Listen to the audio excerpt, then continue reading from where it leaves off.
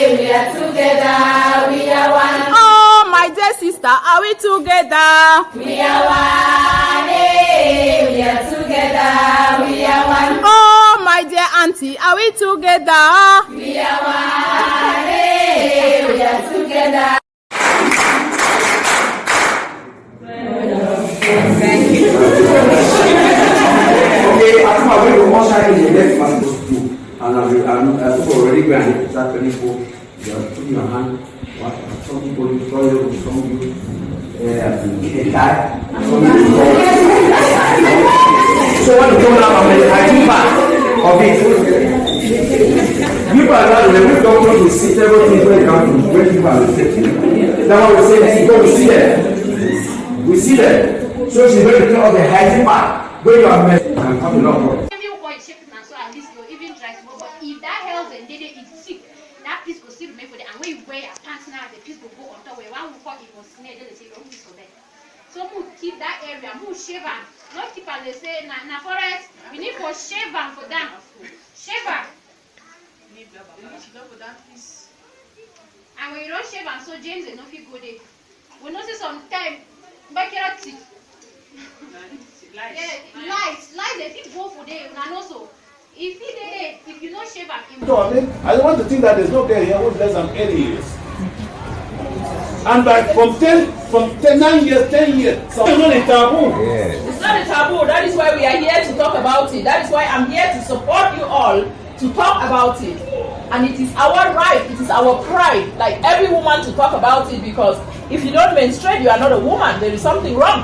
I am proud of it. And I will talk about it, and so you will be the leaders of tomorrow and not me. I want you to stand here and teach the other class that is coming and not me again. Not so? Yes. Are we going to do that? Yes. Okay. Menstruation is a coming out of blood from a woman's vagina, from a woman who is not pregnant. One manyang. What is manyang? What's one manyang? One manyang is an alcoholic drink. A bottle of drink. It's equivalent to one woman, one night. 500. Huh? 500. Yes, when we just came. When we just came, that's what the crisis has done to people. They consider IDPs to be too cheap. Too cheap.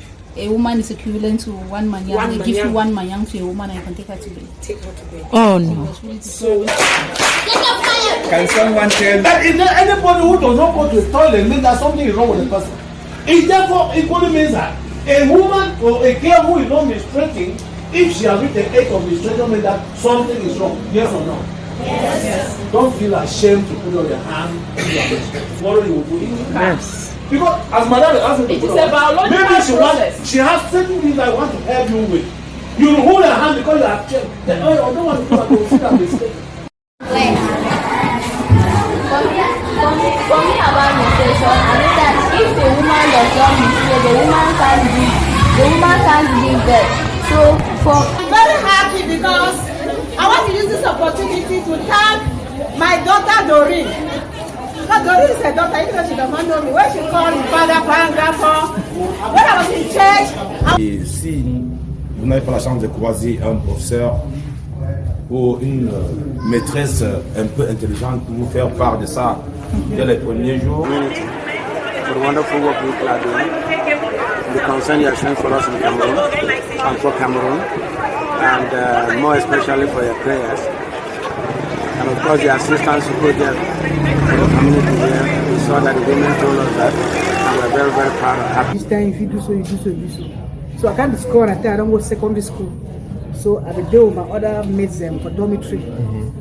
So that will be happen. I will get big. So then my big is school with me. Yes, that will happen. I lie say I don't put my hand a lot because it's taking my ship.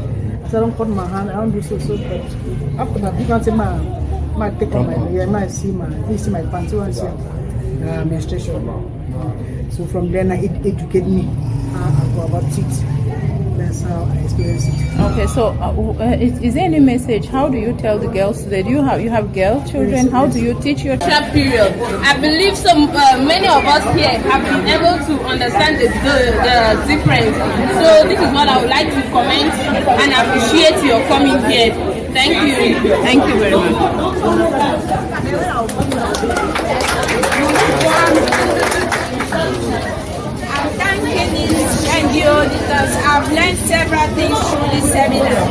I'm thanking this NGO because through this seminar I've learned several things that I didn't know.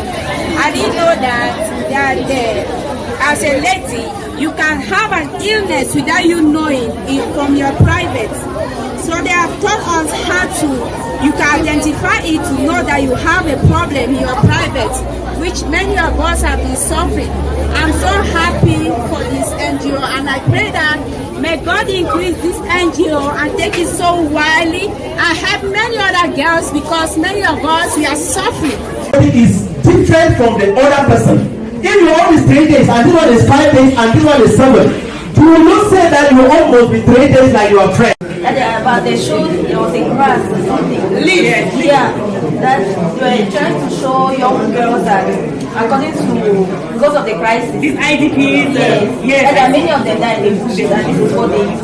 Something like a sponge. Okay, let me tell you, it is from the skin of this coconut tree. Scrape it and then they sift it and then they use it as a pack. I also saw it. There is that coconut tree, right? Yeah, then you know there to our mama.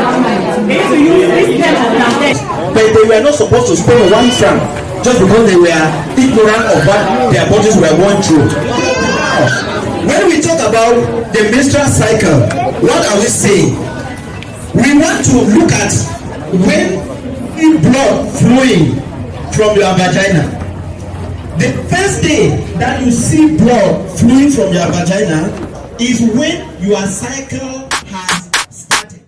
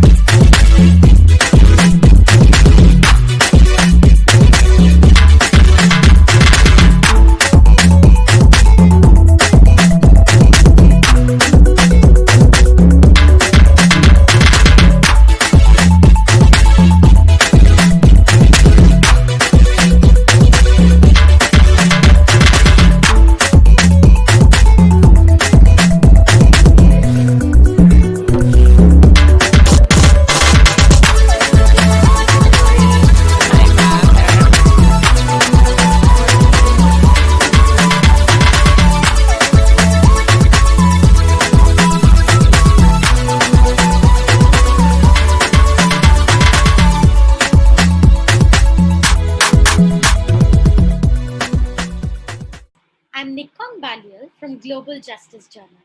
And today we have with us Doreen Bieri, the founder and CEO of Cho Ngafor Foundation. She focuses on developing sustainable solutions to contribute to menstrual hygiene management at rural communities in Cameroon and beyond. Her mission is to help break the silence and taboos centered around menstruation by educating, producing sanitary pads, and promoting healthy practices around menstrual hygiene awareness. Thank you so much, Doreen, for joining us today. Thank you, Nika. So without further ado, sorry, did you say something? I said thank you very much for welcoming me. Sure. Thank you, Doreen. So without further ado, moving on to the first question. So Doreen, it would be wonderful if you could introduce yourself and your organization for our audience today. Thank you very much for this wonderful opportunity. Like you mentioned correctly, my name is Doreen Ngafor, and I'm from Cameroon. I'm the founder and CEO of the Cho Ngafor Foundation, actually working hard in Cameroon. And I focus on sustainable solutions which help to contribute to menstrual health and hygiene management in the communities in Cameroon, because they are really likened, just like in other communities around the world. Professionally, I am a trained nurse in the section of geriatric, but then I changed. Now I'm working in the urologist, and helping once in a while in the heart and thorax operation centers and urologists. So besides working like a nurse, I do volunteer with a lot of philanthropic activities. I do take part besides doing activities in Cameroon as well. So working as a philanthropic, gender equality has really been the top on my table. And just like an African who does not leave home, I am very passionate to my country of origin. I'm very passionate to my continent. And that is one of the things which I fight, no matter where I am, to promote the socio-economic content and aspire where need be. Thank you. Thank you, Doreen. So just like you mentioned that you are a philanthropist and you volunteer for a lot of organizations. So I wanted to ask you, how has your experience been working as a philanthropist? It is something that is really passion born. You can't be a philanthropist if it's not passion born. And on one hand, you can also learn it by meeting the people and working with them. But I, for one, it all started when I lost my father. When he passed away, he was a teacher and he taught so many children in our classroom, in our dining section at home, which he converted it to a classroom. And so when he passed away, behold, none of these kids went back to school. Then I had my daughter, and I live in another country, and the culture, how you pay homage to the people you love by visiting their graves, putting wreaths on the graves of loved ones. So I decided to take this culture back home. And instead of putting wreaths on my father's grave, I decided to support the kids he was teaching to go back to school. So this has been going on 14 years ago. It started 14 years ago when my daughter was born. So it's my own means of paying homage to my father. And so besides doing that, I become so attached and I have a lot of empathy with different situations and different things, which just dives me into the philanthropic world. Today, I don't know how to do without it. So Doreen, I wanted to ask you, has the culture of your organization changed since you started working? The culture has really changed. When I started the organization 14 years ago, I am a Cameroonian, but I live in Switzerland. And then working from Switzerland, I had to change the narratives of what it means to have an organization when working abroad. The notion many embodied was when you stay abroad and you have a foundation or an organization in Cameroon, again, created by you, all you need to do is give money. So my idea was not to give money, but to tell them that you can work. So what I do is I don't just give you a fish to eat. When I give you a fish today, you are going to ask me to give you another fish tomorrow because you will still be hungry. So I went in with the culture of, no, I think we have to change the mindset of the people. I think they have to know they have to do something to be able to gain something, because that is what happens in the community which I live. It took really a while, after 4 or 5 years of fighting, of struggling, of facing resignations, of trying to really break the barriers to tell them, you have to do something. So I tried to take them off from the receiving end and to bring them to the part that you don't just receive something. You can't receive everything, but you need to be part of what you receive so you can value it. So that has really changed over the years, and they gain ownership of the activities they do. They gain ownership of the work. They are those to be thankful and to get the thank you from others, the services they have rendered, and not me. So I try to tell them that you guys go to the communities to empower the girls. For example, you go to the communities to teach them. It is not Doreen, but you are doing it. And so they have to value your time. They have to value you being there and not valuing me who gives the money. So it really changed a culture that we then had a working culture of them having ownership of this program. And that is what has made it much more successful today, that I can sit here and I have a phone call. We have regular meetings on Sundays, once in a week. And within that Sunday, we plan for the week. When we have activities coming up, we reinforce the meetings. We have chat groups.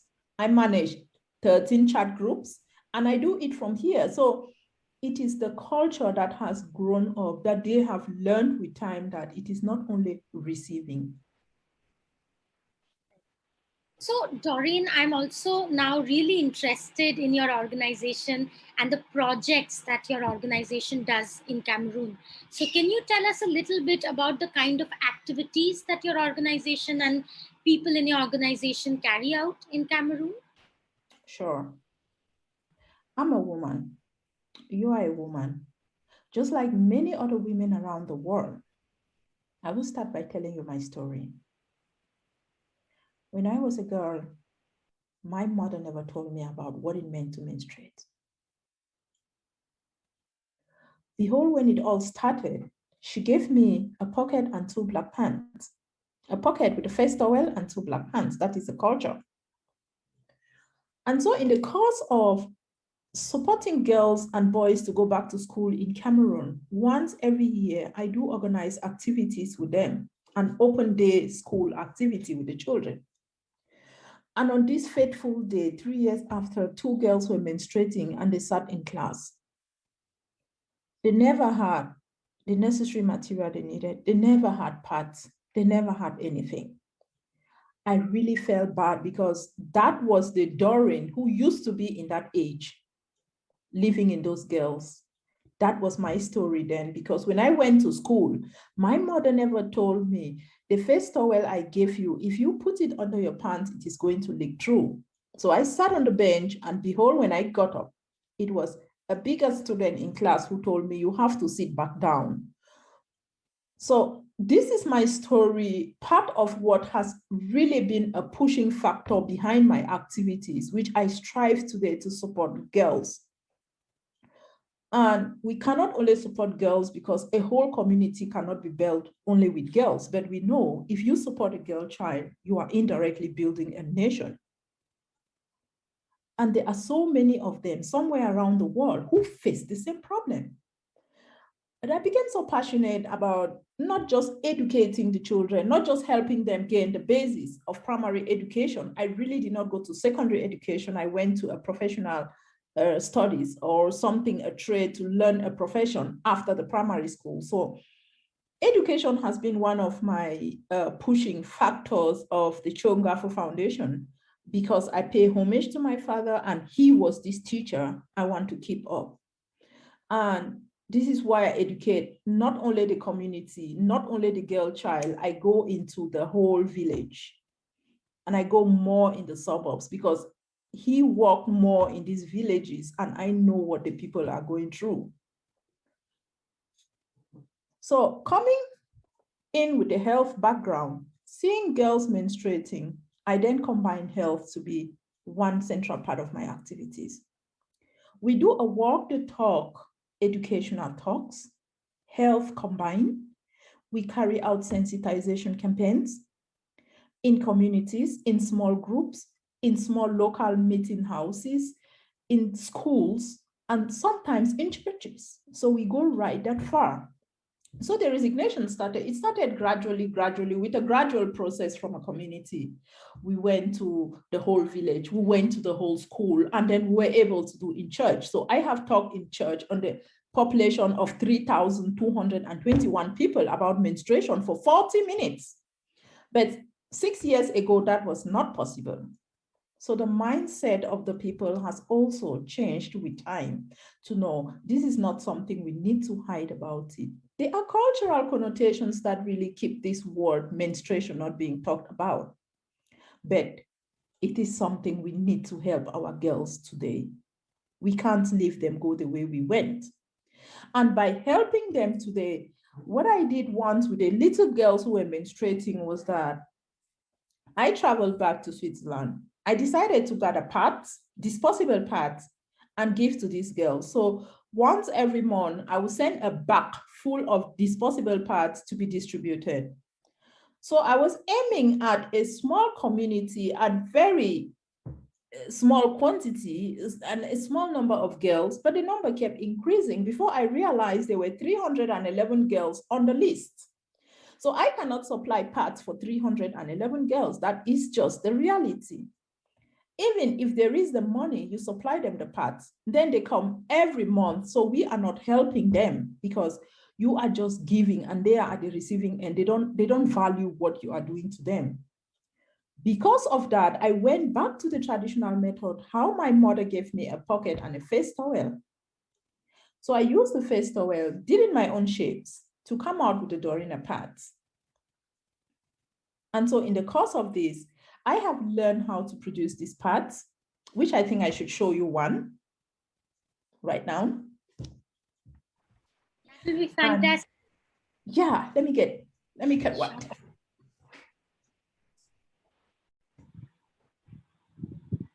So thank you for giving me the time. So I have been trying, and I came up with this idea where I said, instead of us just distributing pads to the girls, they could produce their own pads, and we've made it much more modern. So I'm going to show you here a sample of the Doreen pads. So these are washable and reusable pads, yes, different types, drawn out of different materials.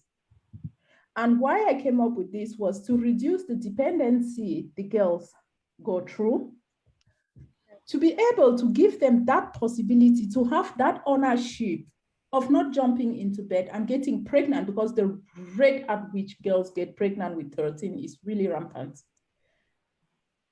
It all ends up because they want money to buy pads to manage menstruation. And at the end of the day, most of them don't even know how to calculate the menstrual cycle. So with the Doreen pad, very simple. We have a clip here, and they are in a variety of colors, which means you can really get any material at home and you will stitch your own pad. And so no girl should use leaves of trees, dirty rags, or unclean materials to manage menstruation. So I will tell you something about the pads here. This is a bigger size, which goes for the night. And these are medium sizes. You can either do them with the same materials, or you can combine the materials. So what I do is get very friendly, colorful materials, which goes on the backer of the pants. This is what goes on the pants on the outside wall.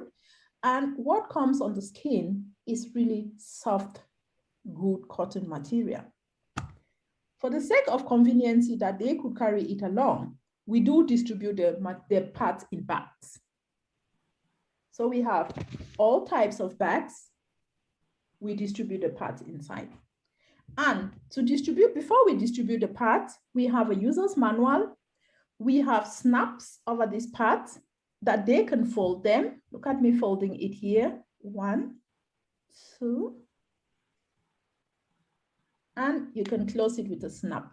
So you have something very small like this to carry along. Right. They are in 3 sizes, and with time, I came up with the 3 sizes because when the girl starts menstruating, the bleeding is not heavy. Somewhere in the middle of your period, you have really heavy bleeding. You need something heavier. And when you're going to sleep, you need something much more protective, so you don't soil the bed. And so we have been sewing these pads here in Switzerland, which is one of my driving activities I do to support the girls. And we have set up a sewing center also in Cameroon, where we have 3 sewing machines. And I must say thank you on this note to Ceci, because one of the machines in that center was provided by her. This is a big thank you, just like I'm calling it out. And we do distribute these pads to the girls. The 6 are because they can use one within the day, one in the afternoon, they have the other one in the evening, and they can wash it and dry. I do rally women here in Switzerland to help in sewing. So some women sew here like volunteers, they help.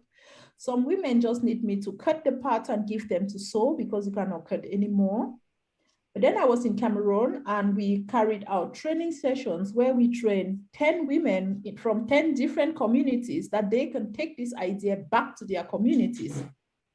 So it has been very, very, very interesting that there are so many girls today who don't use leaves of trees. We have been able to reach 3,009 girls with packets of parts, washable and reusable parts, which will keep them well, which will last for a period of at least 1 year and above if they manage it well. When distributing, before distributing the parts, we carry out sensitization campaigns. This is where the educational part comes in back because we do it in schools. We have created school clubs where the girls have possibilities to ask questions about menstruation. We organize Zoom calls with the churches, and I take part in the Zoom calls from here where I say, oh, there are some questions. There is a medical doctor, but there are some certain things I can still explain or just be there part of it. So we have organized Zoom calls like that with the church. We have worked in many communities through the local groups. So the difficulties of penetrating communities to work in them has really been reduced to minimum because the communities get the ownership of the project. It's no longer my project, it is their project. And so what I do is support them. There are a lot of girls out of school today, so this is a means I do to bring in, to crave in sustainability in the activities I do by not only giving, but giving them the tools and giving them that opportunity to use those tools to fend. So our biggest sustainable activity we started now was the sewing center, which has 3 sewing machines, and I'm open because we want to expand it. So we want to create sewing hubs in the communities, in the villages where the girls are not able to come to that sewing hub to sew there. So it all went so well that our 3 activities, education, health, and sustainable activities, all involved into one packet. We are trying to make sure the people get the ownership of the project, and it is no longer only a Cho Ngafor Foundation project. This year, during the menstrual health and hygiene management in one community, they were able to distribute 300 pads.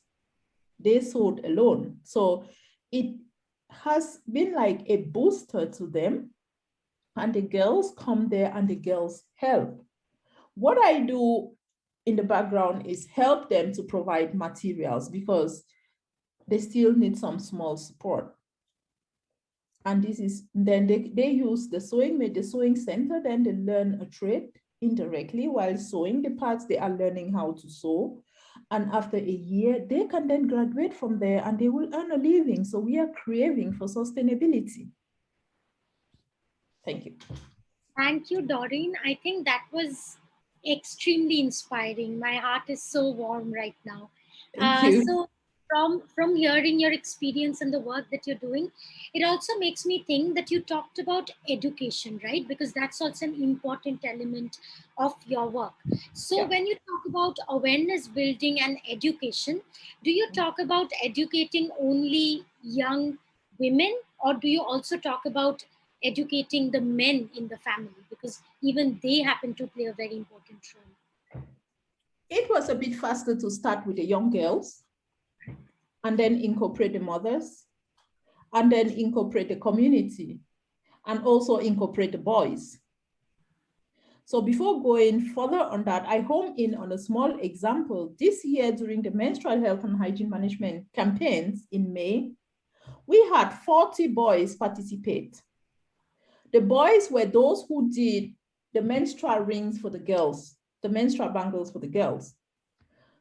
We gave the boys the opportunity to talk to the girls about menstruation. This did not happen overnight. It took 2 years for us to reach at that stage. And so 40 boys opted to talk to 40 girls, and they were to do they did the menstrual cycle with the girls, and they handed the girls the parts. The washable parts were handed this time by the boys. And so this is our own way of incorporating the boys into the activities. It took a while, but it is gradually coming up. The same thing we do with the community groups where we meet the fathers. They have some groups where are just men. So one of the most interesting things we did was copy the example of the part man and ask the man to wear a part and to run around with it. So it was like horror for him. It was horror. It was fun, but it was horror. So it took a lot of courage for him to say, I'm not comfortable with what I have. So we said that is what we women must go through every month, 5 days. And owing to the fact that the men, it is culturally embodied that the men don't have anything to do with menstruation. I think it's not only in the communities in Cameroon, but it is also everywhere. But gradually, there is a change. There is actually a wind of change blowing through the communities where men go now to the market and they buy packets of pads for their women.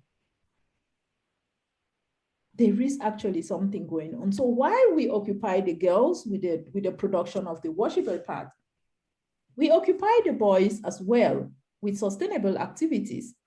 So we have this project with the boys called A Pick a Boy.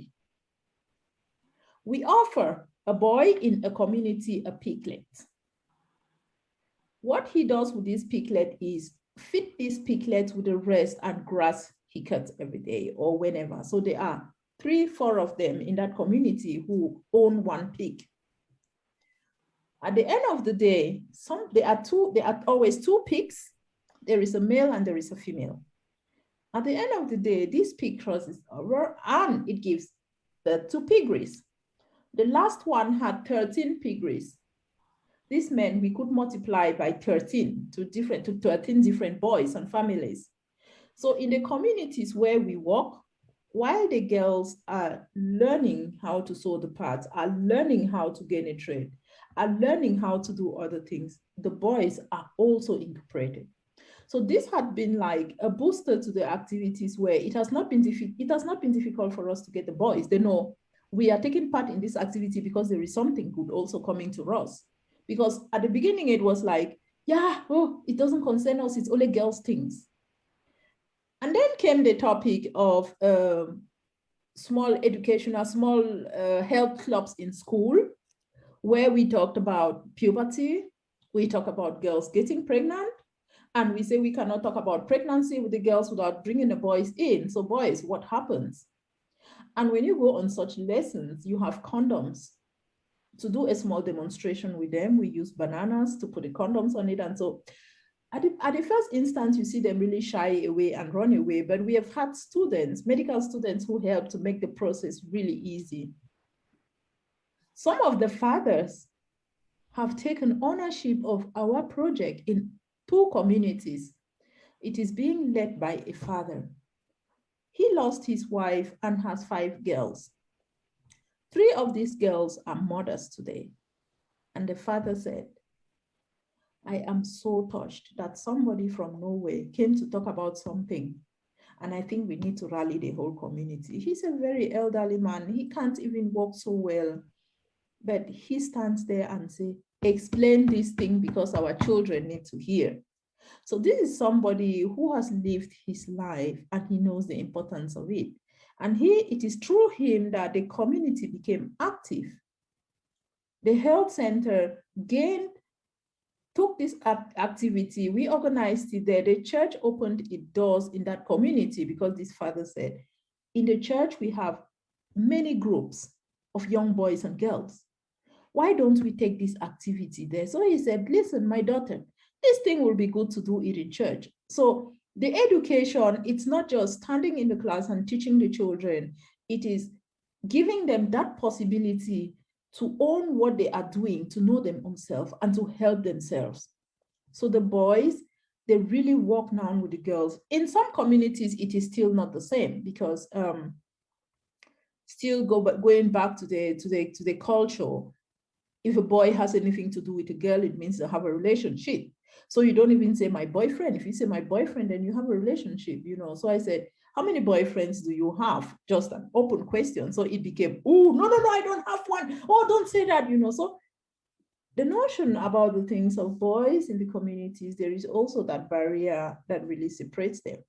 Where we have not succeeded to penetrate, which I really think we are trying to, is a boys' school. To see how the boys themselves, they react. This one has been easy because it's a whole mixed community.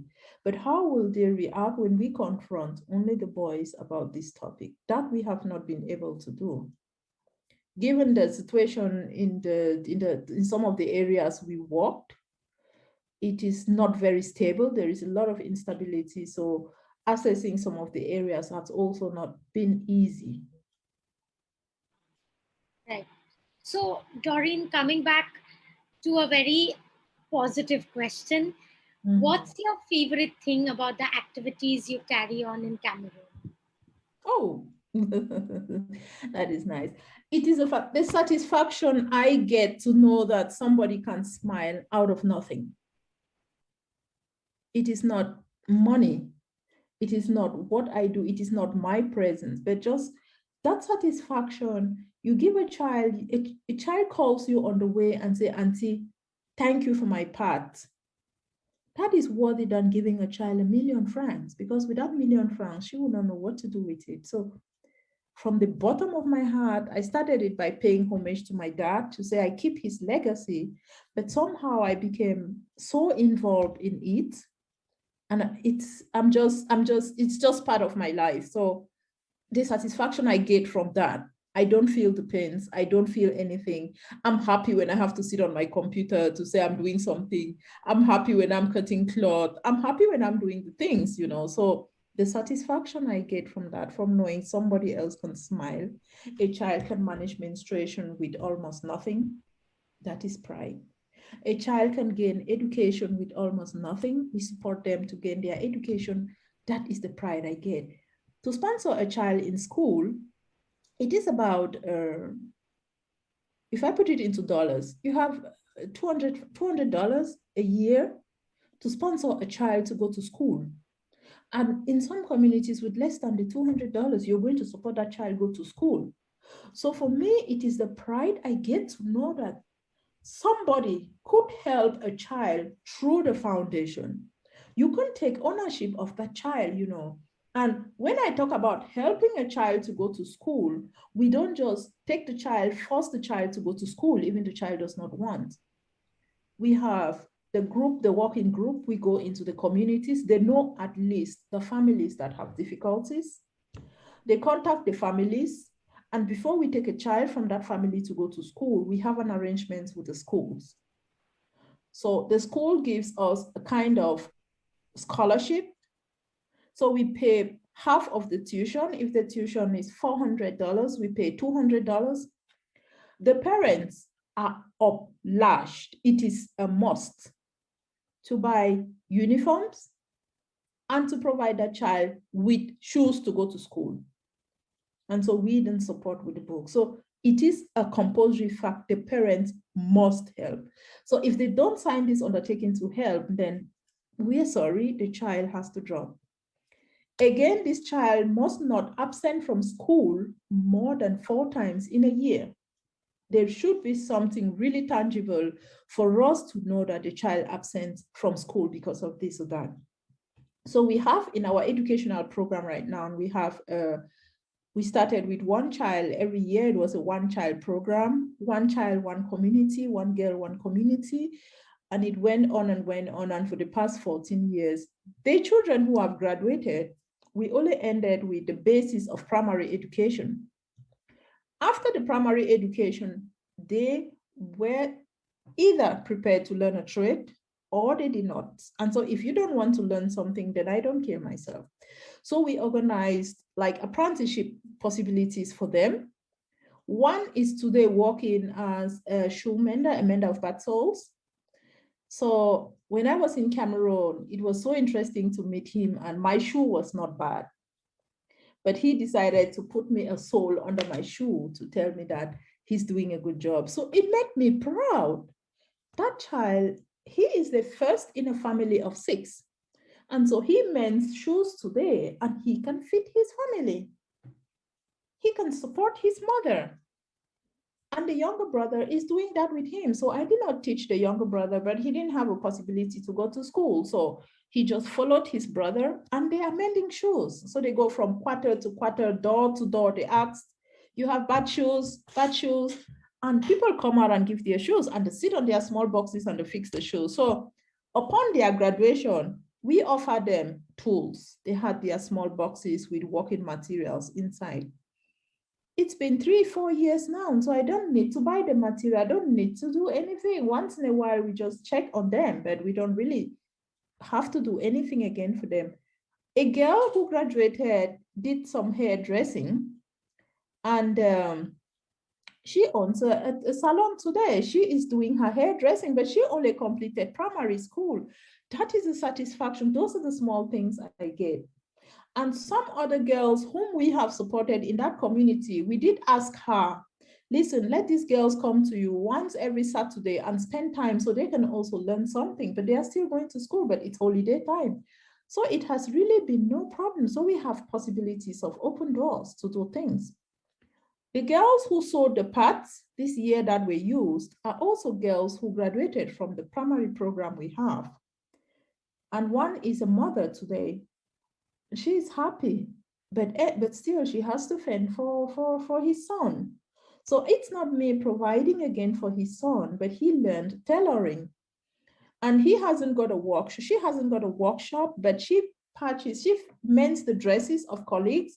She takes them and she earns a token out of the dresses she patches. So she is earning a life, and that is where I get the satisfaction from what I am doing.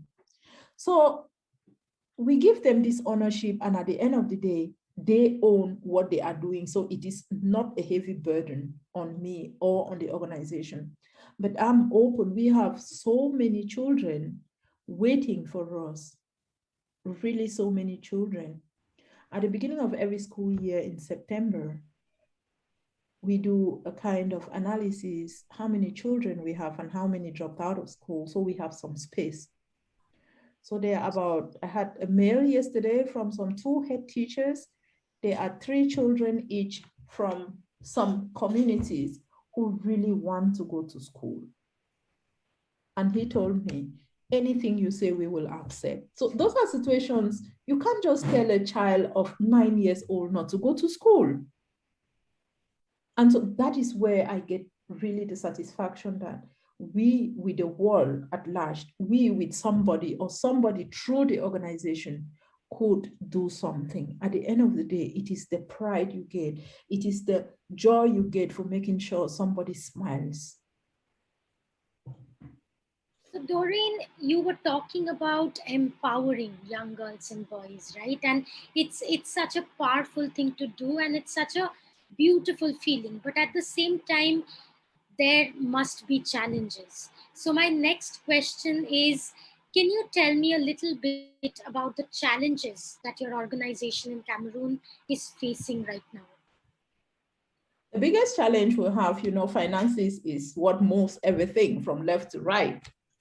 So the biggest challenge we have is not only finances. I will not dive much on the finances. It was at the beginning of gaining that trust, of letting the people know I'm not just coming there because I want to make a picture with you. I want to do something with you very small and I take the pictures and that is all, or you wear a t-shirt of the organization and you snap and that is all. It was a difficult nut to crack. They really did not accept anything.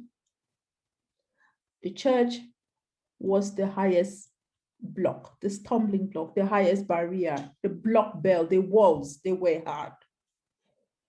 The communities did not even want to hear. Nobody will even want to knock a door and say, listen, let's talk about menstruation. There were really these difficulties. Culturally, it is but understood why these difficulties do exist. That I really did not fight with them. With the church, I had to accept with the priest what I have to say in church. I'm not going to talk about menstruation in church, But I told him at the end of the day, this is why I'm here. So if you don't really want me to talk about it, so why am I here? What do I talk? So we had a lot of difficulties. Again, from one community to the next, it was a little bit difficult to assess the communities.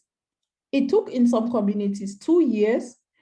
And a third year, somebody came from that community and attended one of our events in another community. Then on a recommendatory note, she said, no, they are doing a good job. Let us do it with them. And then doors were open. So it is not all about financial difficulties. There are financial difficulties. I do accept. Some of the difficulties financially come with, like now they are sewing the parts. They do sew the parts, and what I ask for those who cannot produce the parts or other organizations who need the parts, I say, listen, give them a token because these children have worked so hard. But I also don't tell them, hey, you have to give them a token. I know the other organization cannot afford, but give them something compensatory. So we all talk about it and we agree on something. But before they get the material to sew the parts, somebody must provide them with the material. Again, that comes on me. That is where the financial part comes in. Another very big difficulty we face, apart from the finances for now, for example, is expanding our sewing center. The number of girls who are willing, it is really huge. So it is like a fight now in the communities, but I say, I cannot open doors to everybody because we don't have the possibilities. What is the essence of keeping 10 girls there when you have 3 sewing machines? And so I said, we are going to do a year-by-year rotation. It is still difficult, but at some point you have to make some rules and stick to the rules. And that is just what is going on now, that we made these rules and we are sticking to the rules. And it's not very welcome, but it is okay. Another difficulty we face is electricity, which is really a problem. That is why I don't go for electronic things.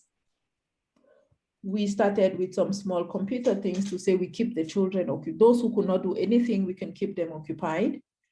So we have one computer in the office, which is the main computer in the office, which is being used by 36 children. So when they come, you have to teach something to a child. There is a young boy who does the teaching there, but it is not really effective. You can't teach 36 children on one computer. Then again, you see some lapse in the activities we do. Assessment is also one of the stumbling blocks we really have when we have to assess our activities. We try to do a 6-month assessment always, what and how and where, and we see where we have follow-ups and where we have difficulties at times are some of the authorities who say, before you do this activity, there is so much paperwork at times. But then those who suffer at the end are the children who needed these activities. There are quite some challenges, but challenges are part of life. And this is what makes you look for more solutions, look for more possibilities on how to go about it. So if I can, I will open room for more sewing centers to be open, sewing hubs to be developed, children to be supported to go back to school, pick up a list and pick up everything, pick a pick programs, give a child, offer a child a pick with 100 francs, you offer a family already enough. So I am not of the notion that you just give them money. I am of the notion that you give this money in another form. If you buy a pig, that pig will multiply. If you give 100 francs today, tomorrow it's no longer there. So those are the difficulties we face. And then the mindset of the people, like I said, changing their mindset that an organization with the boss or the founder living abroad does not give money. No, I don't give you money. You go buy the material. I give you money to go buy the materials and come and sew the parts. Then you own the parts, but I don't sew the parts and give you. So those are the difficulties, but they exist. We can't do otherwise but look for solutions on how to go around them. Absolutely, Doreen. I appreciate you sharing that with us. Another aspect that I wanted to ask you about was that you living abroad in Geneva and you carrying out such wonderful activities back in Cameroon, what are the challenges you personally face as the founder of an organization who's living far away from the office or where the organization is? First of all, I miss this community, but nature made it in such a way that I'm living in another community, which is something I have had to accept with time. And I have had to build a team of friends here through the part production, the Doreen part. I name it Doreen part because it was done after me. So the Doreen part has really grown into a family here. And the team back home, like I said, we communicate in every little instance in WhatsApp groups. So this is where technology has really made the distance to be shorter. Through WhatsApp, in every community, in most of the communities we have worked. After the registration list, we collect those who want to be on WhatsApp. We create a WhatsApp group, community by community. So from here, I don't really feel it so much that I miss it. The pain I have is when I go back home, when we are carrying these activities and you realize time is up, you have to go, when you still think you can stay and do much. That is where I really, really, really feel bad. But then through the clubs, through our WhatsApp things, through our Zoom meetings, we have created something in churches called a question box. So in this question box, they throw their questions, what they don't know. You can write your name if you want us to get back to you personally with a phone number, or you can leave it anonymous. So when they pick these questions, I always have the possibility to talk in a WhatsApp group with students or with children in a community, and that is what makes it fun. So technology has brought us really closer to each other, that the gap is not felt. But I still miss home. Home is home. But the situation gives it that I'm living in another community. With time, I got used to it, and it's just like that. So I'm fine with it. I'm really fine with it. And I'm super, super proud of the team in Cameroon. It also took a while. That was a challenge to get them.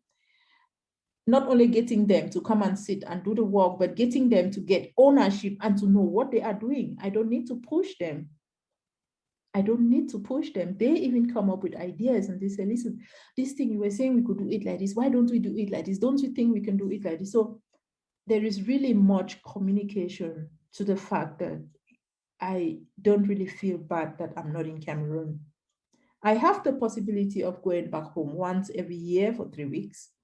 So next year I'll be in, let me say April, most often it's April, May. And so if you want to come along, inbox me, I will send you details. And so we can go together. Why not? It will be fun. It would be my pleasure, absolutely. Sure. Inbox me, just like any other person who's going to watch our video. You know, you want to come, inbox me. I would really love to, that you get another experience, that you see what I'm doing, that you see the other part of a community where you've not been, or it's similar, you know, you have similar such communities around the world, but being taken there by somebody who knows the community, who is from home, I call it home, because after 100 years, I will still be a Cameroonian, no matter what. My roots are from there. So yes, I do miss home, but I am used to, and technology has reduced the gap that was so widened because we communicate, we see each other, so it's really good. So Doreen, what are your future plans for the organization? Are there some projects you're thinking about? Are you wanting to expand? So what do you think about the way you want to move forward? The Doreen Apart initiative is something I would like it to really grow big and serve as many communities as we can.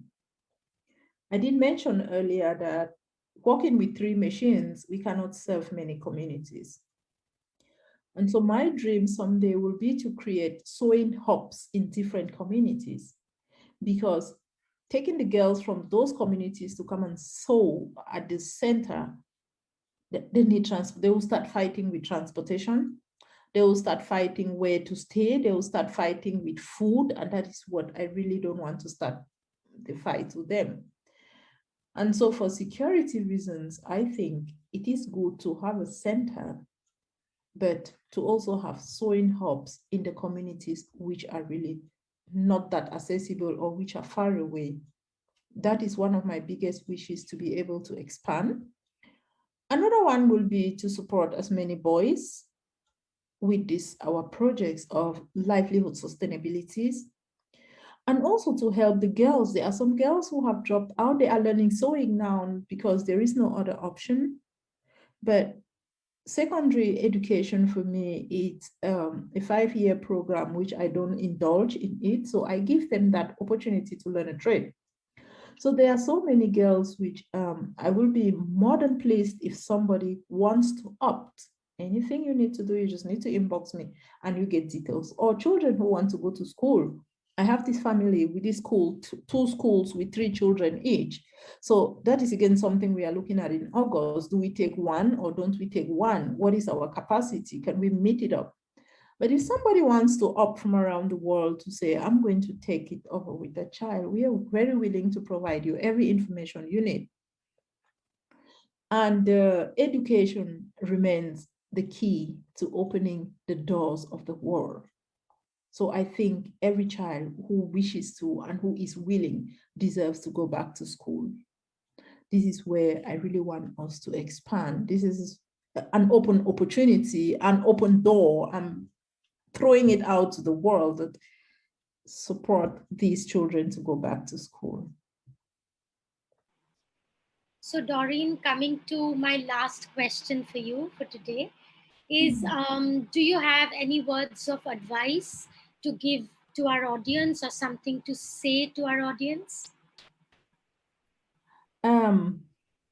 This is always a very difficult question because you want to reach the audience, you want to tell them what you want to say. And I have been saying something.